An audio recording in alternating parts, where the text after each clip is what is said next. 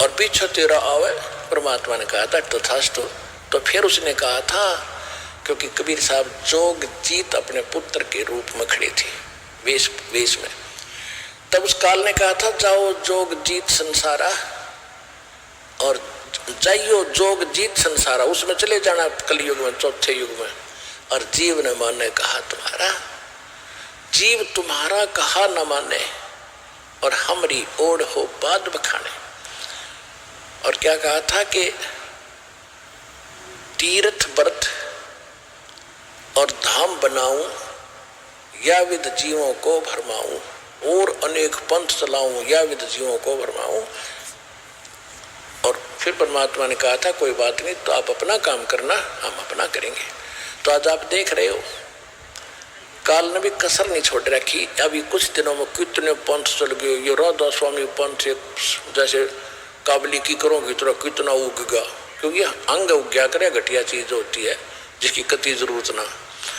योडंगा, झाड़ी, बोझड़े, तो ये अपने आप उग गए। अरदास ने आज 17 साल हो गए लगभग, सन 1994 से आज 20 साल हो गए, और गला पड़ा लिया, जेल तक जा लिया। क्योंकि दास सच बोल रहे, वो झूठ बोले, और झूठ यहाँ फैलती है बहुत तेजी से है, क्योंकि सत्य को फैलाने के लिए परमात्मा का सहयोग चाहिए। उसमें काल का साथ है, वो तो फैलेगा। सब ने स्वीकार है, जो कहे हाँ जी ठीक है, बस उधर भी काल, सुनने वाला भी काल, सुनाने वाले भी काल, यानी सुनाने वाला भी काल का दूत, सुनने वाले बेचारे वो विद्यार्थी होते हैं, उनको जो टीचर बताओ उनको ऑब्जेक्शन नहीं। तो ऐसे बैठा दिया। अब ये ज्ञान फैलेगा, परमात्मा की सबको जरूरत है। जो नकलियों के फंस रहे हैं उनका भी कदे अकल में आवेगी, क्योंकि ना आवेगी दुखी हो होंगे। ईमान लग रहे हैं 20-20 साल, 30-30 साल, 40-40 वर्ष राधा स्वामी धन धन सतगुरु में रहकर अब सर्वनाश करा कर यहाँ आते हैं इस ज्ञान को समझ कर। अब रोते हैं कि हमने तो नाश कर लिया। हे भगवान, हमारा तो बेड़ा गर्क हो गया, कति सत्यानाश हो गया। हम उनसे एक प्रार्थना करते हैं, वहाँ तुमने 20 वर्ष खो दिए, या 20 महीने दे देना दास को, और फिर देखना खेल। 20 महीने।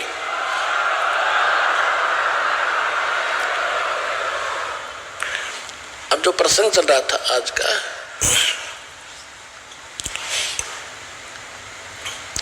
गीता अध्याय नंबर 7 के ऊपर प्रसंग चल रहा है। अब गीता अध्याय नंबर 20 से लेकर 23 तक ये स्पष्ट कर दिया। फिर 24, 25 और 26 में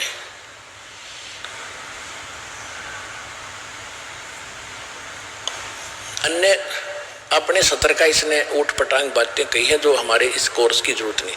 7वें अध्याय के 29वें श्लोक में इसने क्या कहा है कि जरा मरण मोक्षाय यतन्ति ते, जरा मरण मोक्षाय माम आश्रित यतन्ति ये ते तत्ब्रह्म विदु कृष्णम अध्यात्म कर्म च अखिलम। ओए होए, कहते मेरे इस ज्ञान को जो आश्रय कर लेता है कि तत्वदर्शी संत की खोज करो, उनसे पूर्ण परमात्मा की जानकारी के बारे में पूछो, वो बताएंगे आपको सही ज्ञान।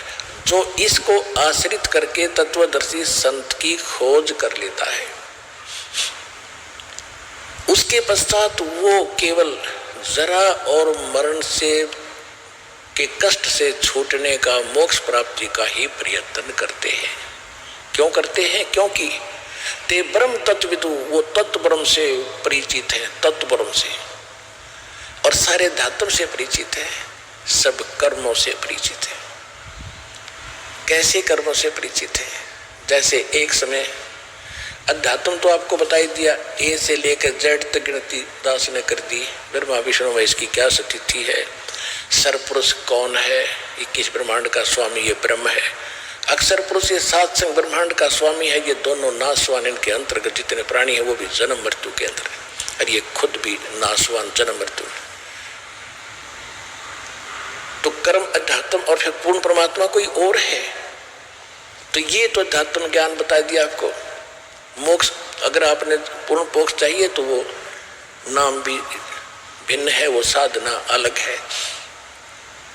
फिर कर्म कैसे है?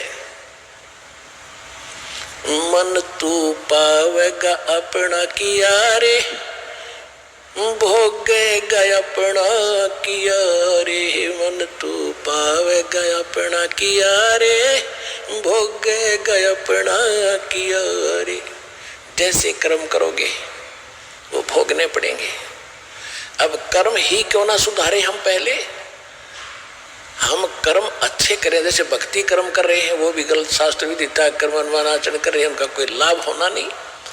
और बाकी हम कर्म ठीक कर ही नहीं रहे, क्योंकि हम किसी को लूटते हैं, रिश्वत लेते हैं, मिलावट करते हैं, अटपट करते हैं। ये हमने देना पड़ेगा, ये हमने भोगना पड़ेगा।